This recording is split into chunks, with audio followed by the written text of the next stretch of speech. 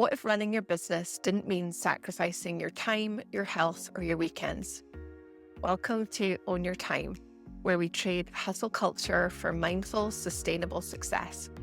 I'm Sarah Stewart, and around here, we're all about getting more time for what really matters. And today we're diving into a topic that doesn't sound really exciting, but I would love for you to stick with me. It might just be the secret that will allow you to take some proper time off work and not return to a million fires in your inbox. So we're talking about SOPs, standard operating procedures. So let me know if this sounds familiar. You've done something before. Maybe it's scheduling an email newsletter, or maybe it's setting up an automation for your email. Maybe it's uploading a podcast episode. When you go to do it again, your brain has gone blank, and suddenly you're rifling through your files looking for old drafts. Maybe you're on YouTube trying to find a tutorial. Maybe you're trying to remember whether it was Canva or Flowdesk, or actually it was Zapier was the tool that you needed to use for this process. So yes, I have been there also. And when everything lives in your head, even the smallest task can become this time suck. And if you're anything like the brilliant business owners that I work with, you will be juggling a lot, which means this isn't just annoying, it's exhausting. And that's where the SOPs come in. And no, they are not just for big corporations, I promise. So let's think about demystifying the jargon. An SOP is simply a clear, repeatable way of doing something that works. And it's written down or recorded in a way that someone else would be able to step in and follow it. And that's it. That's effectively all it is. Now, I use SOPs a lot in my in the corporate space where I work. Like I work in the pharmaceutical industry, and as you might imagine, that is like a heavy regulated space, and so we live by our procedures, our SOPs. In terms of a small business owner, your procedures might be a checklist in a Google Doc. It could be a step-by-step task template in your Asana. It might be a Loom video where you're recording and sort of demonstrating step-by-step what you're doing on the screen. Maybe it's just a shared folder with swipe files, links, templates that you use regularly. What I would say is it doesn't need to be perfect. It certainly doesn't need to be pretty, like a heavily formatted, fancy document. The goal here is ease, not necessarily the aesthetic. But here's why SOPs should become part of your vocabulary and why they are your future self love language.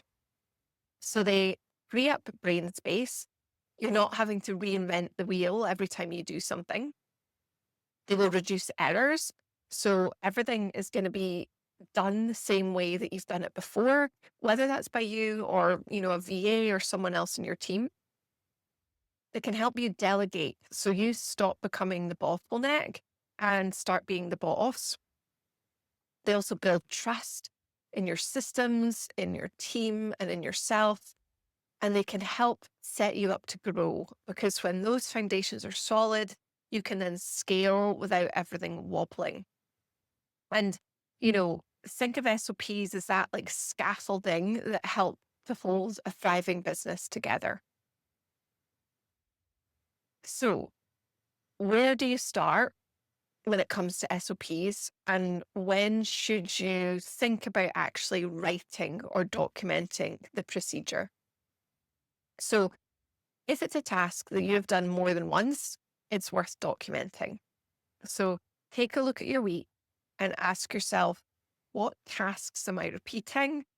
What tasks do I wish I could hand over? What do I keep overthinking or reinventing? So this might look like client onboarding, client offboarding, maybe requesting feedback from clients, collecting testimonials. It could be sending invoices. It might be, your content marketing. Think about scheduling posts for Instagram, or like your workflow for your podcast. It could even be, your weekly check-ins that you do with yourself. Like, what are the different steps that you go through each week? So if it happens more than once and you don't have it documented, I would take that as a sign. And so let's think about breaking this down into something doable. So here is how to write your first SOP. So pick a task, something simple and repeatable. So let's say it's sending your client welcome email. Do the task as usual, but talk yourself through it. So you could record it with Loom or type it out as you go. Now, if you want to leverage AI to help with this, if you are doing a screen share and recording it on Loom, you could take the transcript and then put that into Chat GPT and ask it to churn out the procedure at the end. But basically, you want to pick a task, do the task as usual, as you're talking out loud, doing it, and recording it as you go. And then you want to think about writing out those steps. So step 1, do this. Step 2, do that. And make sure that you're adding in any links, templates, reminders. And then you want to save it somewhere. So you, again, like thinking about this being a sort of a system, you might need an SOP to write SOPs.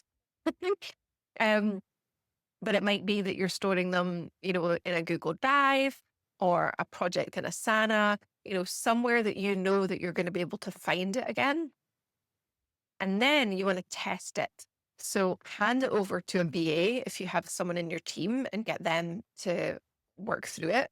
Or take a pause, step away, give yourself a week, and then you come back to it. And if future you can follow it, then I think you've nailed it. And repeat, when you're ready. So I wouldn't go out and try and create like 20 SOPs in a weekend. Just start thinking about chipping away and building your library one SOP at a time. So think about it like, we're building a toolbox. So you might start with your hammer and your screwdriver, but eventually you will have everything you need to build a whole new house if you wanted. And honestly, it's going to really help you stop losing your mind and effectively save time. And on that, when you are knee deep in client work, or if you are, maybe recovering from burnout, maybe you've been in a corporate job and come out of that, and the idea of documenting procedures does not light you up, or it just feels like one thing that's already on a massive to-do list. Maybe it is already on your list, but you keep pushing it out. That's where I can come in and help, should you wish. So I help solopreneurs, small business owners, like map out those recurring workflows, create smart human first procedures, and think about building systems that actually feel good to use. So we're thinking more ease, more clarity, and way more breathing room. And so, here's the thing, like creating SOPs, it is a really powerful way to shift from being reactive into being a proactive, calm, confident, founder. And it's not about building a corporate empire. Like, we're thinking about giving that gift to future you. So if you ever catch yourself thinking, oh, how did I do this last time? Take a pause and take that as a note to then create an SOP so that you can capture and document that.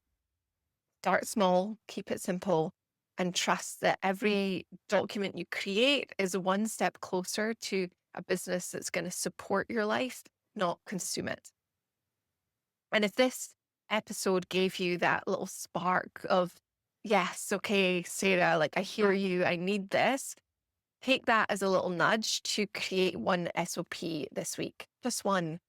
And if you would like my SOP templates, please do drop me a note. You can reach me on email, hello@sarahstewart.co.uk. I'll make sure that I put that in the description. And if you would like to take it one step further and get sort of hands-on support building systems for your business that actually stick, I'd love to help you. Again, I'll pop a link to my project management consultancy page, which is on my website, or as I say, drop me an email. So until next time, here is to ease, clarity, and businesses that do not fall apart the moment that we take some time out. Okay, until next time, bye for now.